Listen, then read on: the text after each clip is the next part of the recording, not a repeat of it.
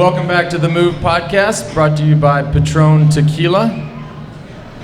Even though we are in a brewery, we're still sponsored by a tequila company. They probably have some Patron Tequila here. Oh, I'm sure they do. Yeah. Anyways, we're here in Boise, Idaho, at the 10 Barrel Brewing Company. I'm Lance Armstrong. Along to my right, which is different than every other day, is JB Hager. To my left, our extra special guest and my extraordinary domestique today, just hauled my sorry ass around all day long, Kristin Armstrong. Yeah. Local. We're going to get to her in just a second. I've got some questions. If you've seen my Instagram, you'll know what I'm talking about. And that about wrapped. Yeah. So Kristin has now moved into a full-time role. George Hincapie has been replaced on the move after the level of suffering that I went through today. George, man, I love you, and it's been a good run. Hey, anybody can do a podcast. We'll tell you how to set up the gear. And I'm kidding. All the way to my left, George Hincapie. Thank you, Lance. I have managed to bring back Cranky. It's been a 10-day run where he's actually been kind of nice to me. He's listened to me. We've been hanging out, but Cranky is back. So get ready for the next 11 days. I think it's going to be interesting. Well, for those who don't know, Lance proposed the two do a 50-mile mountain bike race when the tour ends in Aspen. Today was a test of sorts. How did it go? What was your take, George? What was your take, Lance, as the level of fitness for you two? I think I'm about 4th and 2, was what we say in South Carolina. 4th down, I'm a 2-yard line. I think I got a chance to win. Yeah, and I'm 4th and long on my 2. So, Kristin, how was your ride today? You should probably come out to Aspen and whoop up on these boys. Yes, please. Yeah, today was awesome. About the same experience I had with Lance, which was about we're gonna redefine awesome. It was rough. I'm ready to talk about something else. To be honest, it's still so sensitive. I took a leak in the shower when I got home. I nearly went to the hospital. It was bad. Nobody should ever have to see that. or hear that either. Hey, on a brighter note, we did get in town early enough yesterday to enjoy the Twilight Criterium in downtown Boise under the Capitol. Yeah. Nice job. Yeah, really great event. It was great to see all the men and women racing last night. Super fast, exciting course. And a lot of them actually came out to the ride this morning. And for me, it was great to see everybody there at the start line. Kristin and Justin Williams and all the guys from the Arapahoe team. It was a great day for me, and I'm sorry that it was harder than we had expected. But now we know why she's won so many Olympic medals, because you can't go on easy bike rides here. Those racers are from last night. They're still out there. They're still out there. So before we get to talking about stage 9 of today's stage 9 of this year's Tour de France, it was stage 9, right? Stage 9. This is how hard today was. I can't even think. A little bit of business. Today's show is brought to you by thefeed.com.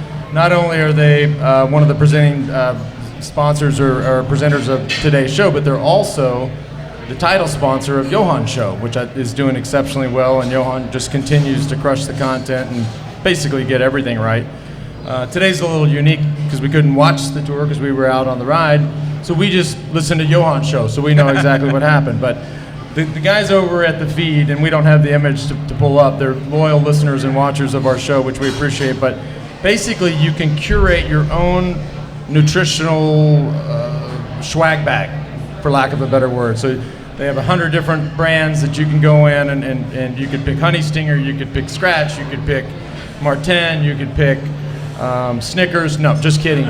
But you can basically have this wide variety of products instead of having the same thing day in and day out. And I think it's an excellent idea. Out of Boulder, Colorado, for our listeners, my reader's on. Just go to thefeed.com/themove. get a free water bottle and a scratch hydration kit. We have actually curated a box ourselves from the move, so you can search for it there. Really proud of that, but excellent idea. We're stoked on that, and again, thanks to that team for helping out Johan's show. Also, today's show is brought to you by Amp Human, started by Jeff Byers. He's over at the expo right now. Otherwise, he'd be here. This is a really cool guy, former NFLer. At one point, weighed probably 300 plus. Was a lineman. Spent 4 years in the NFL, and he now is probably 220. Rides his bike all the time. But Amp Human is an interesting product. Sodium bicarbonate cream buffers lactic acid. I clearly didn't use enough today. That's one of my excuses. But they have an exclusive right, like a worldwide patent on non-pharmaceutical transdermal absorption, which is a pretty awesome thing if you think about it. So go to amphuman.com. The buy code is the move. Get you a tube of PR cream, buffer some lactic acid. Excellent. All right, let's talk about it. Like I said, we missed it. But we did go back. George and I watched the last hour. We skimmed all the news. Daryl Limpy, excellent stage winner. If you people want to cheer for nice guys and see nice guys win, you can be happy today. Daryl Limpy is one of the nicest guys in the peloton. He was on Radio Shack with us. He and I raced Cape Argus down in South Africa in 2010. Just one of the sweetest, nicest dudes in the group. And so it's always nice to see nice guys win. You know what I'm saying? Yeah. George, people used to think George was a nice guy, but Not anymore. not anymore. Daryl did a great ride. Like Lance said, we watched the last hour. I sent a message to one of our old buddies, Matthew White, who's the director of Mitchelton Scott, and sent him a congrats note, and they were sitting around having a glass of wine. And he did mention something interesting, that they had gone and seen the stage back in Paris-Nice, which is in March. So they rode yesterday's stage, and today's stage already back in March, and they had picked that stage as a good stage for Daryl Limpy and Matteo Trentin. So for him to actually have that stage in mind, make the breakaway, bridge up to the final move of the attack, and then win the stage, it doesn't really work out much better than that in pro cycling. So they planned it all out and worked out to perfection for them. I'm dying to know, since Kristin is joining the show, let's kind of get up to speed with your thoughts on the tour so far. Did you have a favorite going in? Johan, by the way, switched his pick. If you didn't hear it, you might want to listen to that show, or I could tell you guys. Do you want to know? Tell us. He flipped from Bernal to Thomas with the momentum right now. But Kristin, I'd love to know your thoughts as we wrap up the first week of the Tour de France. I think that this has been actually one of the more exciting Tour de France's in the last several years, because it's just so unpredictable, and I love things that are unpredictable. When you're thinking there's the favorite, and then there's the person who's the second favorite in line, and then somebody crashes and they're out. Now, every day, I actually look forward to watching the tour again, because anything can happen, and everyone's super close, and there's several mountaintop finishes, and we know that, it's the first week is over, but we have 2 more weeks, and we also know what can happen in a week from now, and also 2 weeks from now. So I just love that there's kind of the unknown, and it doesn't sound like the time trial is going to be a huge differentiator this year because it's short. And so I think it just keeps me viewing. I would say that the last few years, I was one of those people that just would fast forward through and watch the finish and thought, okay, well, that's great. Now I know, I feel responsible, and I did my job today, which was I know who won the tour for today. But now I'm actually interested again. So I think that's really great for the sport. Now, I guess that's a testament to the changes they made of fewer of the long, extended climbs and more of these punchy things happening. Well, and as we said in the beginning, you have Chris Froome crashes and is not there. Tom Dumoulin crashes, is not there. Primož Roglic is not there. So that's what we said in Santa Fe, that this is it's hard to pick somebody, and that's kind of cool. Anything can happen, anybody's race, and I think that's what we're seeing happen, right? Do you have a favorite or a prediction?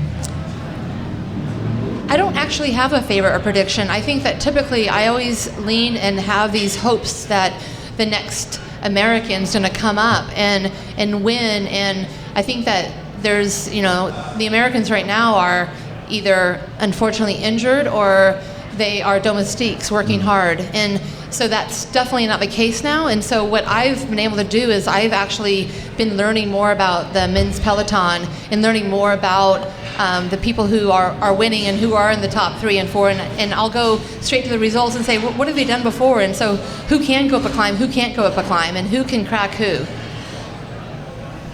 Well, today was Bastille Day in France, which is a big deal, and I'm sure they were pretty geeked out having a Frenchman in yellow. Oh, they get so, even if they're not in yellow, they get geeked out. I mean, remember in the day they get special handlebar tape. It's so like, really? Careful, my wife is French. She's That's true. watching. I think that's cool that they do that, and that's George's wife is got food poisoning yesterday. That's that sucks for her that she's sick on Bastille Day. I know. That's like low. Hopefully she's feeling better by the time we get home. At least somebody will be nice to me, because if not, everybody's gonna be mad at me. Yeah, right. Another day where if you just look at the profile and you say, looks like it's rolling, quote unquote rolling, 9,300 feet of vertical climbing. So you had 12.3 yesterday, 93. These days just start to add up, and looks are deceiving when you look at a profile and it's over the course of 170 kilometers or 200 kilometers. It's easy to, they look like little hills. But if the road is never flat. It's the Massif Central. We've been talking about it every day. And 9,300, I mean, look, I'm cracked. We did, according to the website, we did 6,100. So that's another 50% more that these guys are just doing back to back to back. It's going to take its toll. This is not, the man with the hammer is going to come for some of these guys pretty soon. Yeah, you can see, I talked to my buddy Brian Holm today, and he said the team is, Quick Step, the Kunik has been doing a lot of work. Some of the guys are pretty tired, and today they kept the jersey. Looked like they didn't have to put it all out there to control it. And tomorrow they're relying on sprinter teams to help them keep the jersey. So he should keep the jersey for several more days, but relying on other teams' help. So it's going to be interesting to see. You know what else? You know what Johan told us? Did you catch this, what Johan told us the other day? So you had picked Groeneweg, and I had picked Viviani. Johan picked Viviani. That day that Groenewegen actually won, Johan told us, and I don't know where he heard it, that Viviani's front tire was half full. So he had a slow leak or something, but he was basically sprinting on 50 PSI. So when we get to our predictions for tomorrow... Yeah, now we know why he didn't have that final jump at the finish. The other thing that's been getting a lot of attention, we talk about this all the time, we talked about it in our Giro coverage, is the impact, and Kristin can touch on this too, because I know it has to be an impact in the women's races, the impact of the motorcycles in the races, whether it's the media, commissar, any motorcycle on there that's piloted by, in this case, probably most likely piloted by a Frenchman. Anytime there's a Frenchman near the moto, what does that, it just continues to get a lot of buzz. A lot of guys complaining about it yesterday with Alaphilippe and Thibaut Pinot. Able to stay away from that peloton. Fuglsang and Bauke Mollema were very outspoken, very critical. It is an issue. Two things, and I don't have an opinion. It is an issue, but if they were motor pacing, and I talked about how impressed I was with Thomas de Hint's ride. He's Belgian, they're French. All the other people complaining are not French. If they're motor pacing and they still can't catch him, it makes it even that much more impressive. So I don't have any doubt that it goes on, and I don't have a doubt that it needs to be remedied, but again, just not to keep harping on Thomas de Hint, but wow, that's special. Do they do that in the ladies' races? Yeah, I think that I think that everyone's always watching, and there's definitely been many times where people are motor paced back, and it's not always that they have a flat or they've had a crash. It's just that when they're out there suffering, they find a way sometimes. And I think that just as a competitor, you can't worry about what everything else is going on behind you, and you just have to like others, you just have to get to that line. Because sometimes it just becomes too much of a distraction to think about, okay, they did this and they did that, and it's all hearsay at the end of the day. And so I always try to just kind of put it out of mind, and I guess I believe a lot in karma. Well, watching the coverage today, Kristin Vanderbilt made a great point where if you attack first, you're going to get some motorcycle love. And it's like these guys, yesterday, Alaphilippe and Thibaut Pinot were the only guys that could attack at that pace. They knew the finish. And let's be real here, the motorcycles can only go so fast down these hills. They're windy, twisty. Lots of times the bikes are going just as fast, so they're relying on being able to, catch up to some of these motorbikes around the corner. They're planning their entry into the corner based on where the motorcycles are at times to be able to get some of that love on the way out. They attack first, they get the benefit of the motorbikes. Well, Fuglsang was very vocal at proposing that there be a 50-meter gap always. Yeah. And that much distance, the fans are not going to enjoy it because it's those pictures from the front. I say pictures. We always say video here, but on the coverage they always go pictures. But the video, seeing up front, seeing a breakaway, seeing what's going on in their face, if you start taking that away, it's sure you can put a longer lens on and get that shot. But when they're doing hairpins and stuff, that moto in the front is going to lose the shot again and again and again. So you got to think at a certain point you just go, sometimes it's going to go your way, sometimes it's not. Like you said, sometimes you're in the break and you get a little love, right? Yeah. I lost podium at Paris-Roubaix because Johan Museu attacked with 1,500 meters to go, and I was right there, and literally from here to that window, 10 meters away, really good legs, and he was on the motorbike, and I could not close that gap. So it was tough to. But it happens. Sometimes it works to your benefit, like you said. Sometimes it doesn't. But the times it doesn't, in moments like that, you remember them. They did. Same thing happened in the Giro. They handed down a fine to a moto driver. Yeah. But that's sort of a, hey, we acknowledge it. It's apparently 2 incidents. They're out, but they are acknowledging it if they find the driver. And so these motos they're using are typically BMWs and Hondas and whatever. I also motor paced today. Behind this lady. All day. I was like, nope. Sorry, girl, I'm not pulling. True story. Can't pull, by the way. Yeah. I'm just like, nope. Not. So as I'm going, and I made a video of it, I put it on my Instagram. She's just going. I'm like, damn. All right. This is awesome. And I started the video, and then I looked and I put it down on my computer. We're going 28. She's just rolling, calling out shit in the road. Going. And I'm like, all right. Homegirl's 46 years old, won a bunch of Olympic medals, one of the greatest athletes of all time. Just clipping along at 28. And I said it on Instagram, like now's the time to get real. I mean, we got like a year till Tokyo. Oh my gosh, I'm like speechless. Like there's absolutely. Well, no, it's a yes or no question. Actually, absolutely it's no. real simple. Absolutely no. What? Absolutely no. What? Yeah, just it was just brutal. Going to Rio was absolutely one of the hardest. Well, Japan is nicer than Rio. I know, actually it's cleaner. It's cleaner than Rio. I might have competitive blood, but I just can't do it again. But I can drag you around if you want to come back. Come race the 50 with us at the end of the month. That'd be fun. We need. This is serious. I'm trying to get her on the record to say she's coming back. But let's talk about that, Kristin. Your success, like Len says, and like everybody knows, has been incredible. Olympic medals, obviously, some of the best results for U.S. women's cycling ever. And now we have Kate Courtney winning mountain bike. She won a World Cup today, by the way. So amazing to see her be so successful. But who are your picks for the young up and coming women, and who should we be watching for? The World Championships, Olympic Games coming up. Yeah, definitely. I would say that, of course, Kate Courtney, like you mentioned, she definitely is a medal contender. She's a current world champion in mountain biking. She won the World Cup today.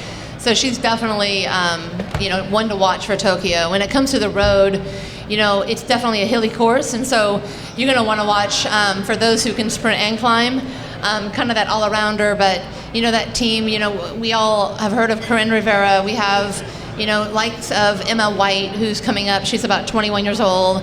We have Chloe Dygert, who was out here today as well with us on a ride. She'll be on the track. So we definitely have some contenders that are out there. I think that the biggest thing that we are always facing in America is really getting over there in Europe and racing against our competition that shows up in the Olympic Games. Mm-hmm. Yeah. All right, that's all fine and good, but let's go back to this situation here. Okay, this is a serious question.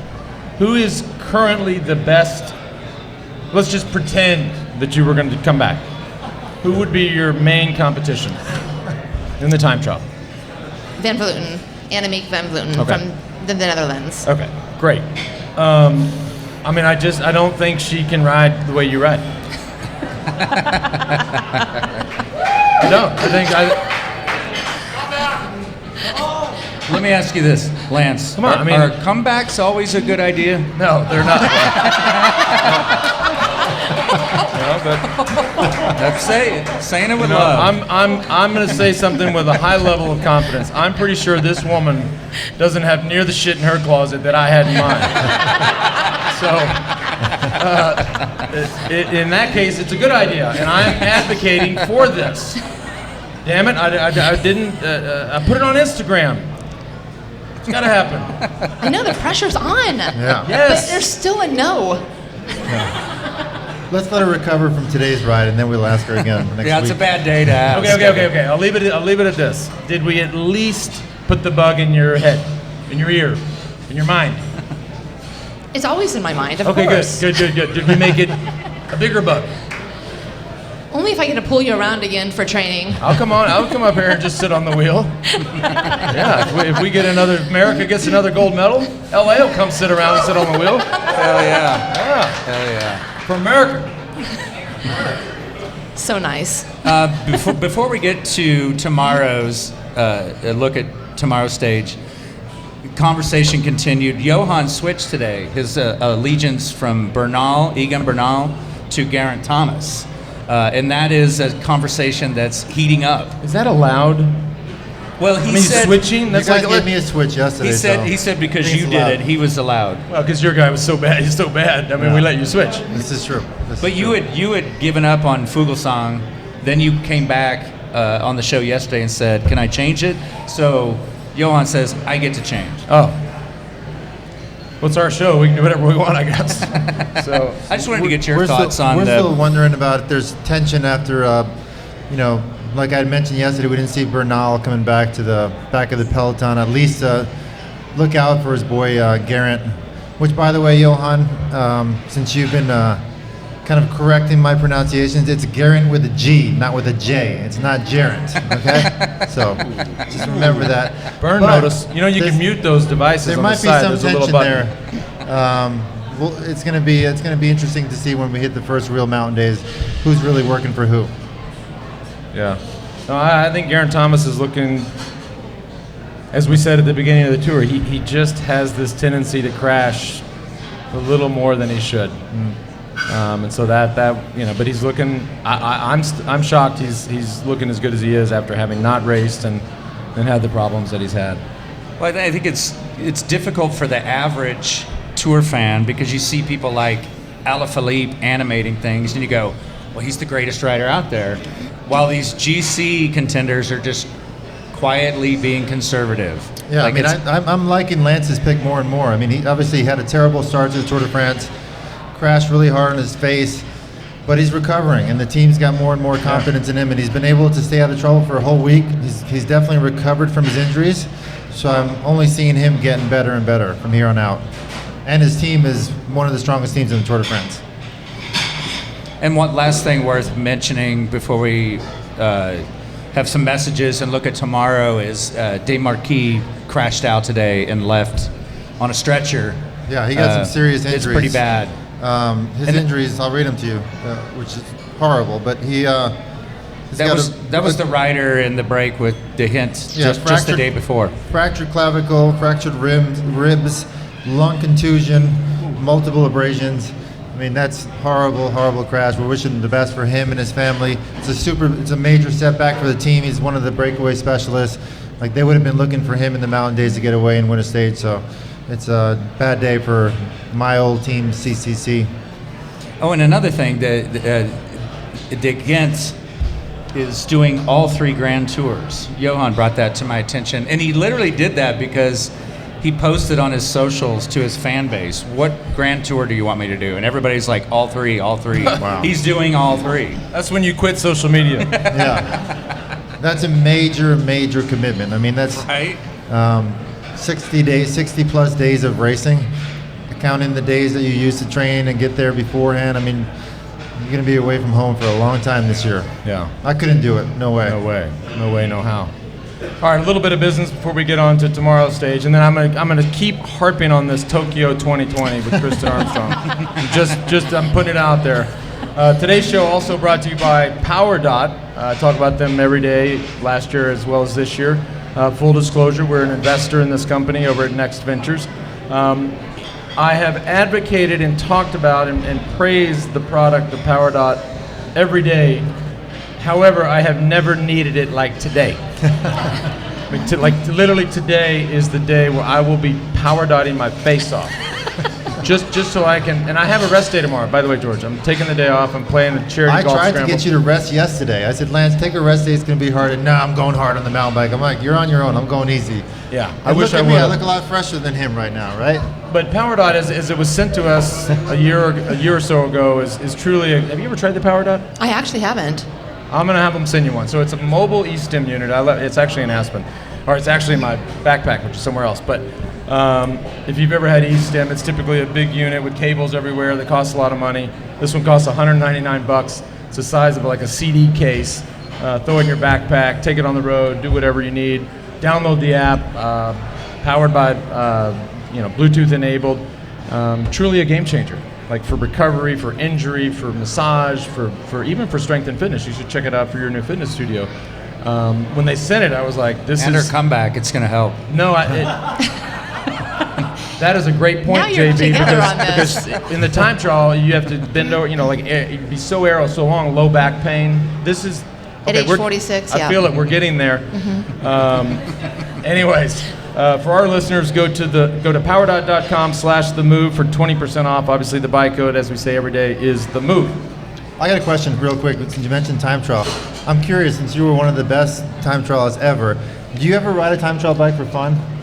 Never. Never, because I cannot imagine jumping on a TT bike to go for a cruise. Yeah, in because fact- they're very uncomfortable, and I'm just wondering from the Yeah, best. very what uncomfortable. you But would think. even training on a time trial bike, it was quite minimal. And when I did, it was definitely under an hour at a time. And normally, there's something very special about getting on your machine. And when you get on it, I like to have all my equipment on it. Because if I just have like training wheels and all this, I'm like, I feel slow. But you should never get on your TT bike feeling slow. Yeah, That yeah. was my mentality. Did you see the guy in the ride today with the TT bike? I did, yeah. I did. I was like, oh no. No. And then he started super tucking. Oh no. Oh. No. But I did see people super tucking. This is why people were super tucking on gravel. You know why? Why? Because they see these guys do it and I'm like, no. Mark my words. Not good.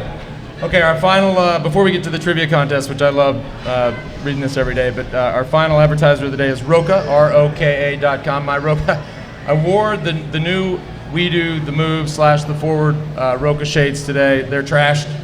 I have this sweat will never come off them. The amount of sweat. But started by athletes, 4 athletes in a garage in Austin, Texas. Have some of the best eyewear designers in the world. Bunch of patents, bunch of awards over the years. I love it. Love the product. Been wearing it for years, and great team, Rob and his whole crew. So for our listeners, go to Roka, which is ROKA.com/themove, 20% off your first purchase over at Roka.com/themove. All right, looking ahead at... Oh, we got your RoadID. We got our trivia. I don't want to get ahead and of this that. is actually, we can play this game because, like, if y'all are in New York listening to this show, I hope you understand that we're not in the usual studio. We're in Boise, so it might sound a little different. So we have a live audience here, so we can play this game with the live audience. All right? You guys can even do this on your phone right here, since everybody's looking at their phone anyways. So head over to roadid.com/France, and here's the question. This is how you sign up and answer the question. Prior to this year, when was the last... Oh, this is going to be good.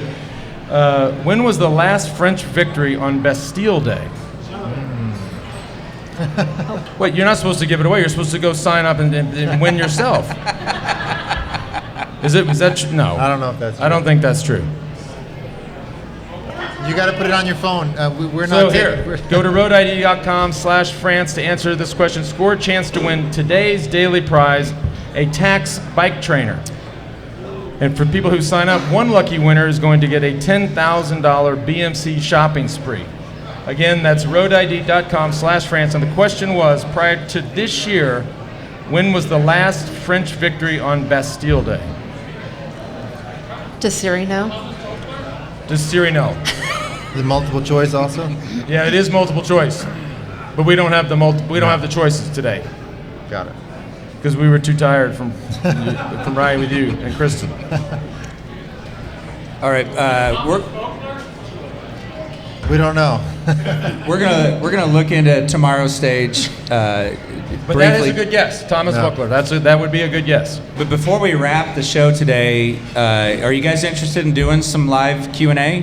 Some questions for these? And having Kristin here is a treat, so if you have a question for her, that would be great. So we'll do that at the end of it, after we take probably a pretty quick look at tomorrow, as it appears to be a stage for the sprinters, yeah? Yeah, tomorrow is a day for the sprinters. There's a couple teams that have not won stages yet that are really going to be battling it out. It'll be interesting. You'll see the normal teams up there: Lotto, Jumbo Visma, Takunik, obviously with the yellow jersey and with the interest of winning the stage. What about Sunweb? You think they do some work? If I was them, I wouldn't, because I would save my guys. So there will be a breakaway, but they will get caught tomorrow most likely, and there'll be a sprint finish. I don't know. Because here's why I don't think so. I think these guys, like if you mention, what are you looking at? I'm looking at the profile. Look at the profile, right? Yeah. I mean, this profile is. I mean, that's not for a team, and it's 217 kilometers, which is whatever. It's a lot. Yeah, there you go. So you get this a guy like, and I talked about this on the show yesterday. Caleb Ewan, he's just mentally, he doesn't want the pressure of having his team having ridden for him all day long. He says, don't leave me out. I'll find the wheels. No. Well, if you don't want to lead out and you're just going to find the wheels, then you can't ask a bunch of guys to go ride for 217 kilometers over hot, hilly, tough, slow, rolling terrain. So that to me. Well, and also they've had success already with Ghent winning, and today, I think they've had a great. second. I mean, so so they've far. had a great tour so far. They have less pressure to win, but Caleb is still going to want to have the fight. I chance think to be up there. I'm going breakaway. I think it's a breakaway. Wow. Are you kind of suggesting that's like a leadership thing with Ewan? Yeah. I mean, I thought that said that loud and clear. That didn't come through. I think that's interesting. No, You should demand that. He should. Come on. I mean, they picked him to be their sprinter at the Tour de France. If you're one of the top sprinters in the world, you're making a lot of money, right? You have to imagine. If you're getting paid like that to win races and to take that responsibility, then take the responsibility. I think. Yeah, no. And it's a lot of responsibility on your shoulders when you've got 7 other teammates out there burying themselves for you, right? Yeah, I mean, if you have 7 teammates burying themselves for you, to me, your mindset should be, I am not going to let these guys down. Yeah. Your mindset should not be, I hope I don't let these guys down. Or what if I let these guys down? Your mindset ought to be, I'm going to do it for these guys. Look what they're doing for me. I am going to finish the job and deliver. We're still early enough in the tour where there'll be 4 or 5 teams in the back. The directors will be back there negotiating and be like, you guys put 1 guy, I'll put 1 guy, we'll put 2 guys. That's true. So it's not going to be full teams up there. It's going to be a consortium of 5 teams or 4 teams that make an agreement in the back in the car and say, okay, we'll give a guy to the cause. So that's what I'm guessing for tomorrow. Do you guys want to make a prediction on who's going to win the sprint? And I'll tell you who Johan picked. I think it's going to be a breakaway. That's right. Was it a flat finish? I missed it. Did you not bring your book, No, I your forgot my homework, book. your We're out of materials? touch here. Yeah, it looks pretty flat. I got Groenewegen again. Ooh, again? What do you got, Kristin? Well, you Kristin. just convinced me that there is probably going to be a breakaway tomorrow. You're And- listening to him? He's never right. Well, we had We've a lot spent of the time entire today. day together, George. You left us. We're homies. I was not. She's coming back. Waited for you at a rest stop, and you rode right past me and didn't even look at me. I'm like, yo. We didn't see right him. Here, bro. We didn't see We him. didn't Like, even recognize. riding in Thank with you. you, just Because kept there were going. some words on the climb today that were a little blurry Yeah. about asking us if we hurt, and then when we got to the rest stop, we didn't see anything. I didn't see him. Yeah, it was I got kind a of video mirage. of it, which mirage? I'll post later. It was a mirage. We're in the desert. By the way, that was really hard. I mean, the gravel section, and then we did like a 10-mile gravel section, took a right turn, and a 5-mile climb. It was one of those days where I'm like, Lance is going to be really pissed off at me today. True. And then he made fun of my hat. We were about to walk in here. He's like, "What's up with that hat?" I was like, "Matches my shirt." I don't know what. I mean, it's a dad hat. Dad hats are cool again. No, I'm not giving. No Thanks for comment. the support, people. Love Boise. Love y'all. Love it. Should I turn it around backwards? Is it better like this? Is that better? Yeah. Yeah. All right, now we're gonna turn it over to the Q&A portion of the show. If you have a question, maybe make your way over here, because I actually want to have you walk up and get on mic.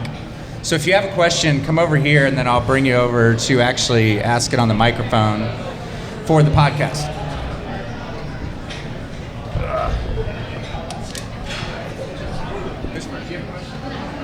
Hey, Lance, maybe we should say we have 5 minutes. Okay, now I have a Boise hat on. Is that better? Nice. I like it. That's nice. That's a nice hat. We got the shirt here. Okay, now. Okay, I I'm don't Kirsten. like going twinsies with him. Hi, I'm Kirsten. First of all, I wanted to say that I've grown up watching all of you guys, and I really love being here in front of you right now. But my question is, what would be your most memorable stage or ride? And a quick explanation. Most memorable stage. Honestly, I the one that I have that is the most seared in my memory was probably in 1995, finishing in Limoges after Castertelli died, just days before. I remember every pedal stroke from that. Not so much from the breakaway, but when I went away and just the from the time I got away, it was a group of about 20. A certain Johan Brunel was also in that group of 20, actually. But after I went away and ultimately, I remember every pedal stroke. And there's been a bunch of other memorable days too, and so that one stands out for me. Kristin, for you? I think the one that stands out for me was my second Olympic gold medal in London, and it was because the crowds were there were so many people out there on course. I couldn't hear anything around me except for the crowds, and I knew that after I had won, I was able to be on the podium with my 2-year-old, and so that was most memorable. And I remember every moment, every stretch of that road. Just like Lance said, it was just something that you never forget. Every pedal stroke. And they are predicting huge crowds in Tokyo. Apparently the time trial is right downtown. Huge, bigger than London, they're saying. I actually believe that. Okay, good. George? Actually, mine is a little bit different than theirs. It would be the last time I rode on the Champs-Élysées for my last Tour de France. Felt like I was really fortunate that I made it through all those tours without severely injuring myself. We talked about a guy getting really hurt, and just felt very fortunate that I was able to race it 17 times and come out unscathed. Very good. Thank you. Next. Make sure you tell everybody your name. Hi, my name's Shannon, and I want to know, I noticed Christian Vandervelde's hair as well as you guys. It's gotten bigger and swoopier this year. So have you guys gotten the photo of the We're still bedhead? trying to get it. He sent me, I told Christian, so just for background, I gave Christian one day, or I gave his hair the Patron of the Day. By the way, we need to find a Patron of the Day, but I gave his hair Patron of the Day, and George was talking about how it looks in the morning. I mean, because during the day there's product, and it's good. like he's in the flock of seagulls, and so we were like, dude, we need a picture of you like right when you get up. Yeah. And he sent me one yesterday, but I think he can do better. He can do better. Yeah, it was we're not. We're gonna get one before the end of the tour. Can I see yesterday's? Yeah, you can. Okay. Because I've been waiting for this. Like 2 or 3 days before you guys said something, I was like, man, his hair, it's looking good, but it's gotten bigger and there's like more of a swoop in it and what have you. That day in particular, I think the one you were talking about, he had ridden to the top of Plage de Belleville, and there was no showers. So he had to gel up without showers, so that kind of messes up the hair a bit as well. I think it can get gross. Oh yeah. No, Yeah, that I looks, it gets a bit This more is- poofy than that. This is like the way he goes out at night. Yeah, yeah. That's amazing. This Yes, is not that waking is. up. No. That's not daytime hair. No, I'm like, Good stuff though. He's got some lift there. Yeah. So yeah, please get a good one. We Thank will. you. We'll He stay on. toned it down a little today. I don't know if you saw it on TV. Maybe it's getting to him, all Well, this by the attention. way, I hope I'm not violating any stuff here. He's really mad at us right now. Isn't he, George? It's true. No, he's not mad. He is mad. He's mad at us because we are having a freaking blast in Aspen and Boise and whatever, just goofing off, having fun, and he's driving around France Eating It's baguettes.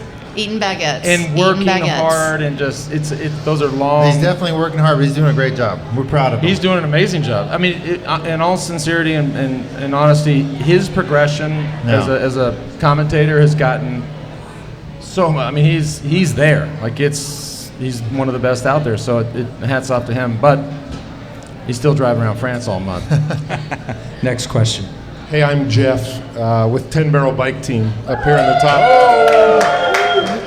So, what were your riding weights in the Grand Tours, and what do you weigh now? Oh, can we just wait, let's answer the first part. Yeah. And how many Lanceritas is that equivalent to? Yeah, those don't help. Yeah. But today I feel like I earned. If I usually have about 3 Lanceritas, I get to have about 12 today. Yeah. So I raced at, and this isn't kilo. I'd like to start Not the tour. kilo, not kilos. I'm going to translate it. Yeah. Settle down, Captain. I'd like to start the tour at 74 kilos, so that's about 163 pounds. Yeah. And then you'd always lose 4 or 5 pounds over the 3 weeks. And now, I'm more than that now. Couple. I'm probably 180 pounds. Nice. But even I mean that 100 to win the tour at 165 or 63 pounds is unheard of. No.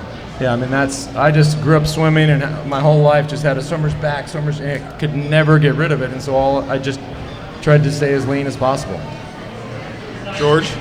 I would weigh myself like 3 times a day when I was a pro cyclist for like 20 years. So I don't even weigh myself anymore, but I'm probably 20 pounds heavier than when I was racing. So I was about 165 racing, and I'm probably 185, 190 now. With 8 bottles stuffed in Did your you- jersey. Yeah, exactly. Did you say 190? I have no idea. I Oh, don't know. weigh myself. Yeah, because you're lifting. Yes, because I'm He's lifting every morning. So this guy for 7 Tour de France's without fail, we'd have the weigh-in of the Tour de France right before the race started. Without fail, he would text me like 30 minutes after the weigh-in and go, "Is that scale right? I think it's a little bit off." And then we'd be like midway through, so my calves look shredded or am I looking fat? I'm like, dude, we're like 20 days into the Tour de France. Seriously? Those are all true. That's actually true. Another question? Come on up. Hi, I'm Jason, visiting from Washington, D.C. I want to know if you guys had a face-off in a game of Trivial Pursuit, who would win? Kristin, Yeah, I'd say Kristin. Did you go to college? Yes, I did. Oh shit. I mean, you're talking to a couple. I mean, the bookends here barely got out of high school, so you Kristin are would be the smart. winner. But you don't need to get a job or anything for another year. How's Stacy one? Yeah, she would crush us. Thank you. We got a question come up here. Rider that broke his wing today. Oh, no. Oh, were you super tucking? It was Lance's fault that I crashed. So wait, No. I were did you the crash guy on today. the time trial bike? I was not on the time trial bike. That's a bad idea for gravel. You were on the time I was trial? not. Oh, you I were was not. not. No. Did crash today. Super bummed about that. Hopefully I can ride again. I was excited to ride. Couple questions. One for you, George. I saw your power output on Strava was like 254. How does that compare to when you were racing, like on a hard race day, power output wise? I don't know how accurate it was because it was on my phone and I don't have a watt meter on my bike. Oh, you don't have a power so meter. it's kind of Okay. a guesstimate. I guess, yeah. But that would be a pretty typical average watt day because you're sitting in the peloton a Yeah. lot. Like my hardest average watts would be like Tour of Flanders would be like 310 watts average for 7 hours. Yeah. That doesn't get much harder than that. That's Yeah. like one of the hardest one-day races in the world. Yeah. But yeah, so today I have no idea if that was accurate or not. And I was going to ask you guys with the tour, with the individual time trial being shorter, what stage would you look to be like the pivotal stage remaining that's going to be like a big stage for the GC guys? If we were a little more prepared, I have the book right here. Can you give me a minute to look through it? No. No. Yeah, it's the second, I would say, the latter mountain stages because they're going to get really high up. Obviously, everybody's tired, and I think some of the guys are really planning their whole race against these, super high altitude climbs. Tourmalet is going to be. It's interesting because the tour was basically started on the eastern side of France, so you would think logically they just continue down, hit the Alps first, and then come around and hit the Pyrenees. Now what they're doing is they're just sort of cutting across the middle of the country, and they're going to hit the Pyrenees first. But the Tourmalet is just so unbelievably hard. That'll be critical. Okay, awesome. Thanks, guys. One more. We have time for one more question. What's up? What's up, guys? I'm Lance Romance. I'm from Portland, Oregon with the Dowd Cycling Team, so coming down to see you guys. My question is for all three of you. Who's your favorite rider of all time? Rider or writer? Rider. You tour rider. Tour rider. And rider. Let's do that too. No. I don't read a lot of that. Never mind. I would probably, and I raced a lot with him, or not with him, but in the same peloton as him. I would pick Miguel Indurain. Okay. He was just big guy. He was a big guy, but he was so classy. He never showed any emotion. He never showed any anger. There's a lot of times we joke about this word, quacking. There's a lot of times where people in the peloton get quacked. Everybody has a reaction to that. Starts yelling. You could never get him to react. He was just a complete gentleman, and he was obviously so dominant and had a dominant team, and he just held himself in such a way that it was almost like royalty in a sense. Very good. Kristin? Wow, that's a big question because the first thing that came to my mind was it wasn't what my favorite tour rider was as a male. It was actually who was my favorite female rider and who was most inspirational. And so I think that when I was entering the sport, one of the top professional females that we used to have actually a Tour de Feminine, which was I think it got up to about 16 days, so it was the longest stage race I had ever done. It was my first stage race in Europe. And I would say that Didi de Matt-Berry really taught me a lot about racing my bike. That's a great answer. Thank you. Yeah, Didi's great. All of us have spent a lot of time with Didi, and Michael Berry, your husband, is a good friend of mine, and watching the show. My favorite, I'm trying to get a couple brownie points back, so Lance would be one of them. So I'm trying to get back into good races. But also looking back at the start of my career, I always was idolized Sean Kelly. And I got to do a couple races with him in Belgium, and he was just such a nice guy, and would always kind of give you like small. It's very difficult to understand him at the time.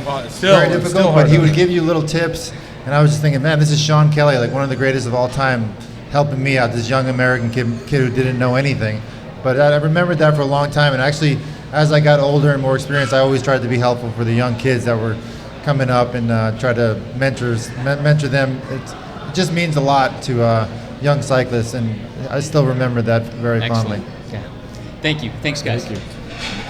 All right, very good. Let me ask. I have a question for Kristin.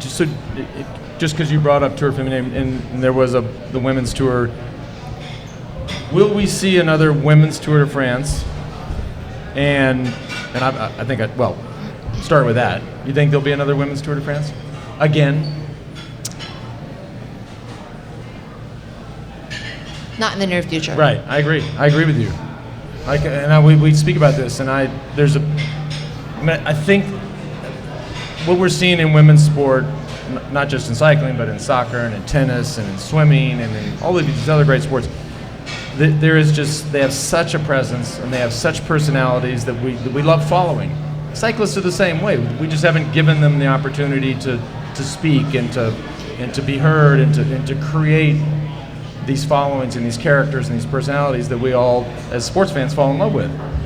But I unfortunately agree with you, and I have to blame. I mean, the buck stops with ASO. That they are the ones who own the Tour de France, who put on the men's Tour de France, and it would be their women's Tour de France. And I just, for whatever reason, they're just not motivated to do it.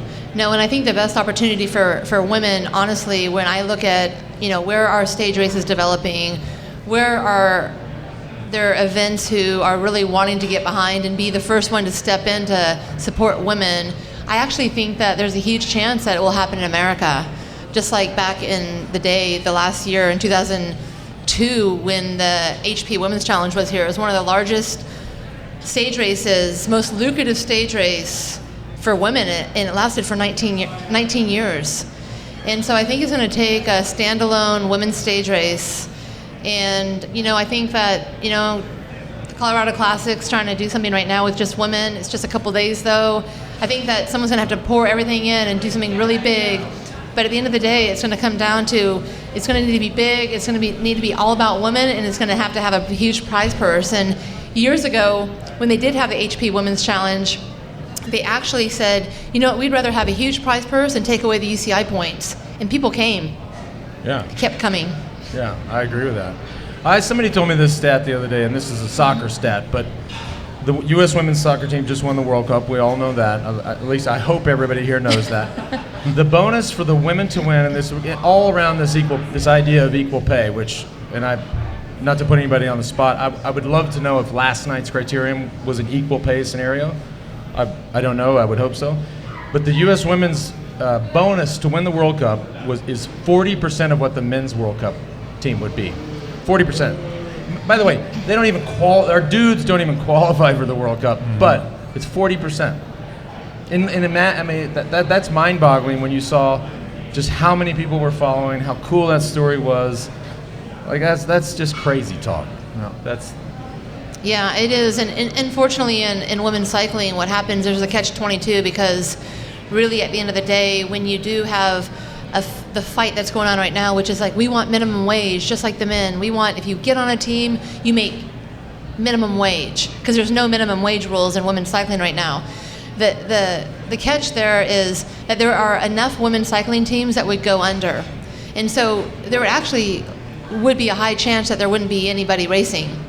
Because if a team is forced to have a minimum wage, they don't have a budget to support the minimum wage. Well, George, yeah, that's the reality of. Yeah, it's a tough world out there for sponsors right now. We're dealing with it constantly, and we just can only hope that it gets better. Yeah. All right, we've got some people to thank. First of all, Kristin Armstrong for joining the show. Thank you. A pleasure.